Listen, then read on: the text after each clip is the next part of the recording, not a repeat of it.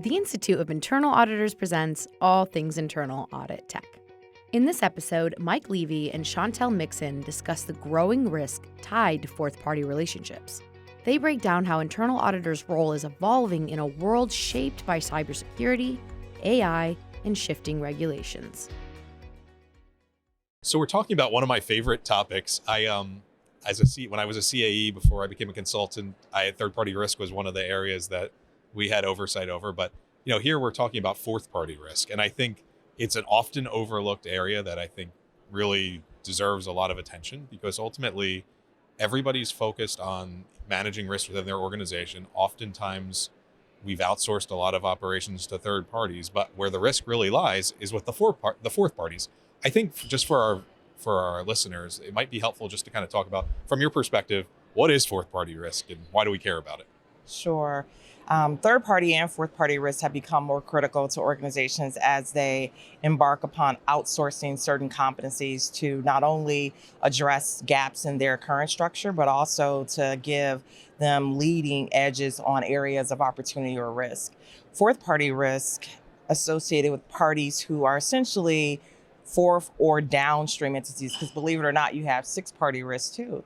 And so those entities have been contracted by third parties who we directly contract with, but don't have a contract directly with. And so the risk has increased because companies don't always include the appropriate contractual obligations in their contracts, as well as identify them early enough, given the rapidly changing environment due to acquisitions, consolidations, entities changing overall corporate structures. How have you seen the nature and landscape of that evolve over the years? At the end of the day, I think for me, thinking about cloud-based technologies, I think created a whole host of other risks on the third-party side. But how have you seen the evolution of fourth-party risk within organizations? I think it's increased greatly because of the increase in offshore activities. As companies scale back, look for ways to decrease expenses, they are outsourcing a lot of their functions off our shores. And as that has increased and their need to identify those competencies offshore, you're seeing more fourth-party risks because they don't exist onshore.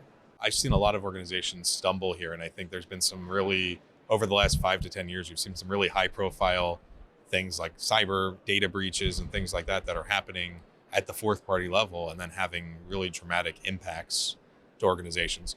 When we think about that in terms of our risk management strategy and some of the reputational or financial risks that might exist, how, as internal auditors, how do we mitigate some of those things? What should we be concerned about? Especially if I'm an internal auditor that's never really thought about fourth-party risk. Where do those risks lie? I think during the inherent risk assessment process, which is the first step, which we often stumble through as companies, and then making sure our due diligence processes include those that identify financial related areas, such as concentrations of risk, such as the actual ability for the company to sustain its operations over the long term and align with those imperatives as they change. I think when it comes to reputational risk, we don't always think about as companies that we want to partner, almost like a marriage, with people who have like values and see things as we see them and want to comply, especially if we're in a highly regulated industry. Makes a lot of sense. If you're an audit function that's maturing this process, what would you think of as the first few steps for them to really go through to make sure you've even identified the population of what those third parties, but then ultimately what the fourth and downstream parties are? Yeah, I think the first step is to make sure that you're aligned with what your senior leadership thinks third and fourth party risk is. It seems really basic, but I think we forget that first identifying who you're targeting is the first step to identifying what risk you're trying to manage. And so as senior leadership identifies and defines that population, the next step is, once you know who those parties are, whether it's the third party or fourth party, which I will tell you for the fourth party is a little bit more complicated, right?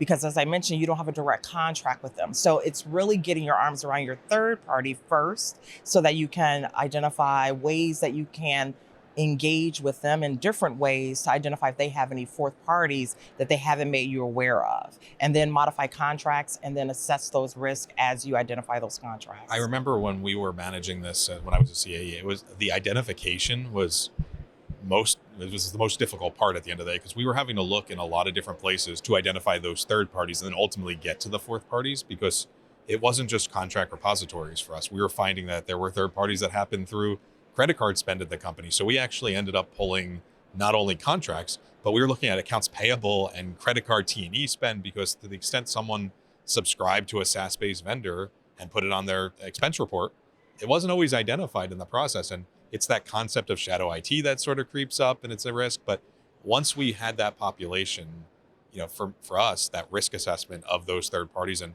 where do we think this most significant risk and impact would be, and who has sensitive data, who's had risk. I mean, how does an auditor even start thinking about these things? Because it feels very voluminous for what's often an audit team that's already has a fairly full body of work and what they need to do. Yes, you identify what I will call the second phase here is the data mining. I think about any area of completeness and accuracy of any type of inventory, similar to how we think about just inventory in general, right? Tag to floor, floor to tag, that old school way of looking at it. And so the ways that you identify that in this risk management space for third or fourth parties is you start with the payments. So you mentioned accounts payable, you have EFTs, you have ways by which you are gathering information through RFIs and RFPs with relationships with current third parties. And so through all those, you're able to employ data analytics throughout your internal audit programs and throughout your strategy, such that you're always continuously monitoring those activities to identify those fourth parties that you might not have identified. And that includes other inventories as well. So that's the financial way, but you also have other risks that are identifying third parties and fourth parties, like AI, right? AI models through that procurement process. So that RFI and RFP identifies other means by which you can inventory across the company too. So when we fast forward through, we have our inventory identified of third, and we've started to identify the fourth party risk. What is that mechanism? I know we used to look at like third party assurance reports, like a SOC 2 report, for example, and see what parties existed. Sometimes we would do surveys of our vendors. I always found a mixed set of results there. Sometimes third parties were very willing to share information. Other times there's a bit of finesse that happened there. How do you navigate that typically? It's getting tougher and tougher. I will not lie to you, Mike. I think the SOC 1 and SOC 2 reports post several of the very large cybersecurity incidents has revealed the need for those particular auditors to do more due diligence in not only isolating what we think are the key processes and controls around whatever scope is within those reports, but also making sure that the actual party doing that work and performing those controls with the business owners is actually either in-house or out-of-house. Out-of-house means that we might have to go to an off-site location. We might have to actually engage with the third party to make sure that we actually have the controls rightly identified in those reports, which in the past, I would tell you, we would just look at the surface of the reports and audit the controls that were written, not necessarily diving the next layer down to make sure we've got the right person performing the controls and therefore the right entity included in the reports. Are you using, and just you mentioned, like when I think about all of this, I mean, there's a lot of steps in that process and you're dealing with a lot of different people and a lot of different vendor contacts and things like that.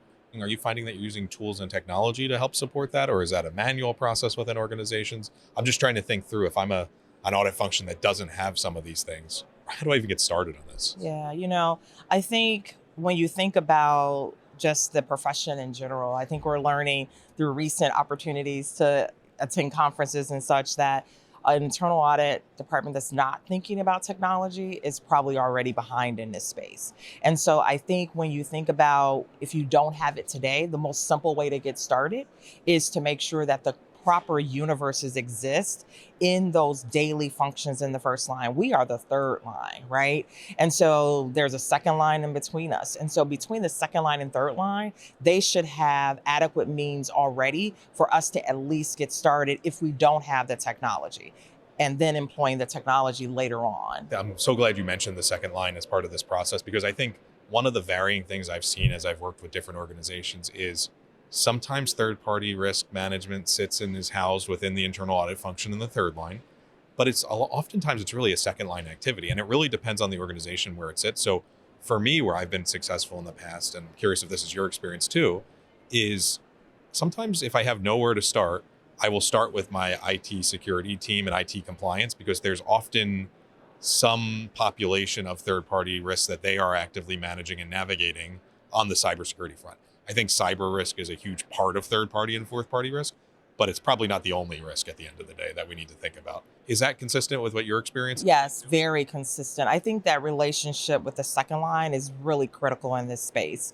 There are several enterprise related risks, because we partner a lot with our ERM team as well, where you want to make sure that you've isolated those enterprise level risks with their assistance and any tools that they're currently using as a starting point, especially back to your reference to smaller shops without that technology. So I do agree. So when we go back to talk about technology, I'm just thinking about some of the different opportunities here.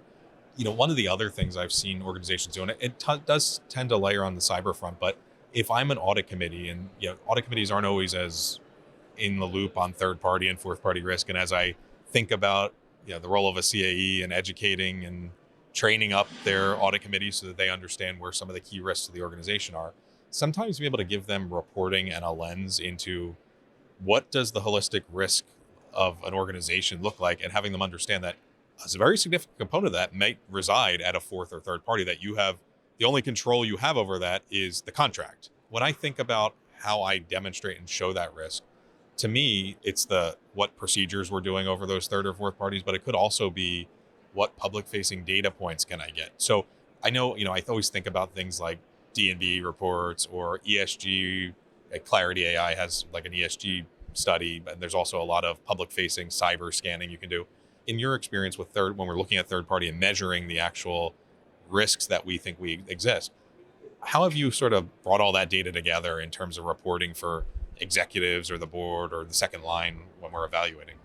I would tell you, prior to cybersecurity really becoming a high level enterprise risk for most industries, we would just continue to have services. So we have subscriptions with certain services where we're able to data mine directly and or obtain reports, push-pull reports with. There's several organizations that within our industry also give us updates every quarter. So using those external data endpoint exports of information so that we can data mine it and review any of their insights. Now, fast forward with cybersecurity being a high profile risk, I would tell you that seems already behind in terms of getting an understanding of what the risks are, making sure that we're on top of responding to concerns by the audit committee. And so what we use now, believe it or not, is we have ongoing quarterly monitoring where we may directly go audit some of these entities on site in partnership with mainly the second line and some first line business partners that have our higher profile third or fourth parties. What do you think is the biggest misconception about vendor risk management and third party risk specifically and fourth party? I think the most often response that we have when we work with business owners or contract owners who are in first line is, I outsource this through a contract to a third or fourth party and I don't have any other responsibility. And I think what they fail to realize is the minute you give your responsibility to someone else, it actually increases your responsibility. There's a saying in the cyber world that it's there's no such thing as the cloud. It's just somebody else's computer. And I think that really resonates here too, because at the end of the day, we're not really, maybe someone else is better at managing managing the technology itself. But if we're not evaluating that risk, anything that could create business disruption, financial risk, reputational risk for an organization, whether or not there's a contract in place, we need to make sure we are understanding and navigating what controls they have in place and what their process is, for sure. Absolutely. And then, in terms of when you think about maturity of where that landscape is today and fourth party risk, where do you see it going? We've talked about AI a little bit earlier on, but when you look a year out from now, or 2 years or 3 years, where do you see that landscape evolving to and maturing to? And how do you see audit being involved in that? Yeah, I think internal audit's role is going to increase with the increased risk that we're seeing in particularly cyber, we're seeing in AI, that we're seeing in the relationships that have full accountability for core services and or goods at organizations.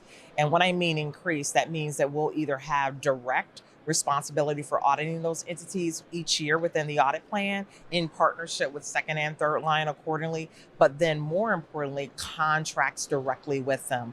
I think what we're finding in the modification just overall in the industry of contracts with third parties is while you may have the appropriate clauses to be able to get policies and procedures that align with yours, opportunities to either review audit results and or go audit them yourselves. And last and certainly not least, performance monitoring, right? Where they're submitting data, reports, or quality review results to you on an ongoing basis. That's just not going to be good enough anymore, right? It's the old trust but verify internal audit saying, right? And so that verification audit committee is going to expect you to do directly. I think that's really valid. And I think, to me, and I'm curious to get your perspective on this, that contract that we talked about, I mean, making sure audit and risk is part of the contracting process and making sure we've at least aligned on what some of the key contract points are. And every organization is a little bit different in terms of what they are.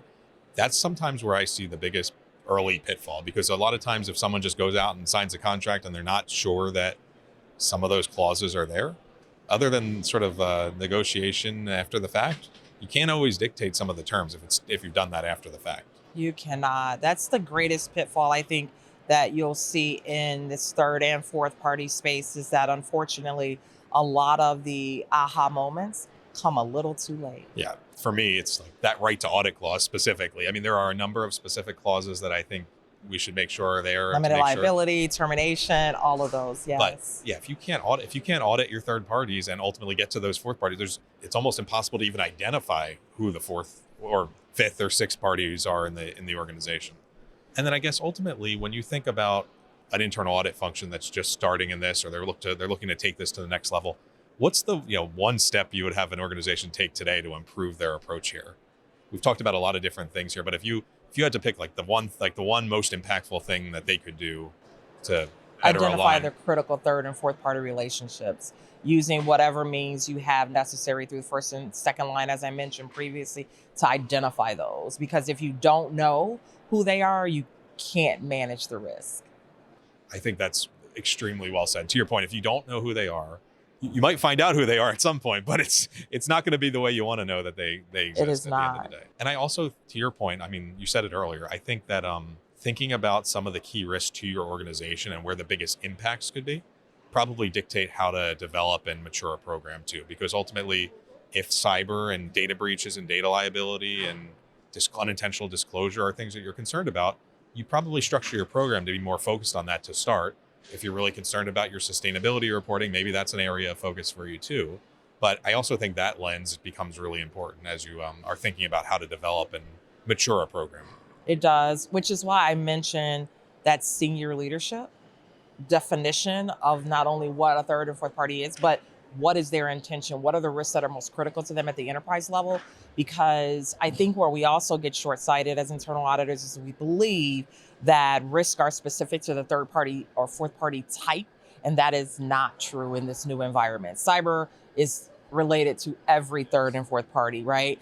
AI could be related to any type of third and fourth party. You mentioned several others, resiliency. There's certain areas, privacy, that I am particularly interested in if I'm a senior leader, if it happens no matter who the third or fourth party is. And so identifying those key risks up front and making sure that you're managing them consistently across the organization, third or fourth party related, is really key to the success of any type of program or framework. And you hit on something there that I think is really interesting. I'm curious to see how you've been successful at this. Working with the senior leadership on this I've found an interesting dynamic. What has been your experience there? Because I feel like sometimes, in my experience at least, the senior leadership team doesn't always have full visibility and they're not always as focused on third and fourth party risks. So I'm really interested to hear how you've sort of educated and developed some of those relationships too, to make sure that it is an area that they're focusing on from an operations perspective. Right. I've spent my entire career in financial services. And so I would tell you, I don't have a whole lot of experience with seniors who don't know how important this part of risk is.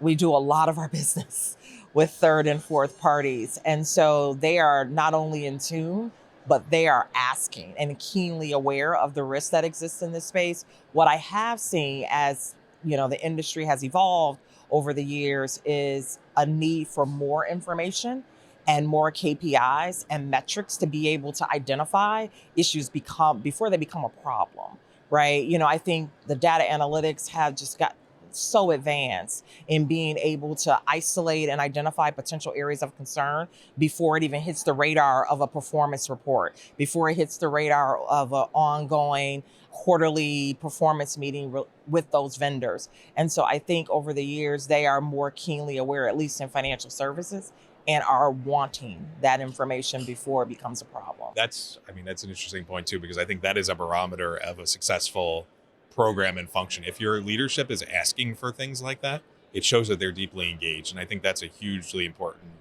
thing that we should not overlook in terms of an auditor trying to mature the process. Right. And I think, for smaller companies, I think that's really critical for them, because if they are aligned with senior leadership's identification of what first, third, and fourth parties are, and then number two, the risks that they're most concerned about, they can just focus on those and let the contract owners focus on the day-to-day, right, which they are ultimately and accountable for, because that's also a misnomer in that when you centralize this function, all of a sudden that day-to-day monitoring becomes that centralized we don't have that relationship with those vendors directly. We leave that day-to-day monitoring with the business owners where it appropriately should reside. Well said. Is there anything else you want to leave our listeners with in terms of things to think about or key important aspects from a fourth party risk perspective? I think I've been an auditor for a very long time, and this area could be a little daunting for, especially less skilled auditors or smaller shops. I think what I want to leave with them is you are already equipped to understand what risks are. Just because another party is doing it outside of your company doesn't necessarily mean that you can't get a handle on it and develop the appropriate, I would say, scale and understanding quickly, such that your team can focus on the right risk at the right time. Well said. Thank you so much for joining us today. It was a pleasure having you, and looking forward to having you back soon. Pleasure talking to you too, Mike. Thanks for having me again.